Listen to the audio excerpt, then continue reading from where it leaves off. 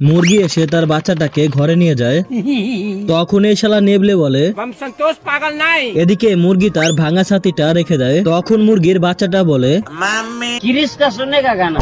মুরগির বাচ্চাটার সর্দি লাগে, कुछ नहीं होगा बेटा। যার কারণে মুরগি তার বাচ্চাটাকে বিছানায় শুইয়ে রেখে ডাক্তারকে ডেকে আনতে যায়। তখন নেবলে জানালা দিয়ে উকি মারে। মুরগি দৌড়ে তার ভাঙা ছাতি নিয়ে ডাক্তারকে ডেকে আনতে যায়। তখন এই শালা হারামি নেবলেটা এরপর পর্দা নামিয়ে তার পোশাক পাল্টিয়ে ডাক্তার হয়ে দরজা নক করে। তখন মুরগির বাচ্চাগুলো অনেক ভয় পেয়ে যায়। তারপর সবগুলো মুরগির বাচ্চা মিলে দরজা খুলে। তখন ডাক্তার নেবলে ঘরের ভেতরে এসে ঠান্ডা লাগা মুরগিটাকে দেখতে থাকে। তখন শালা মুরগির বাচ্চাটা, যার কারণে নেবলের আসল চেহারা সবাই দেখে ফেলে।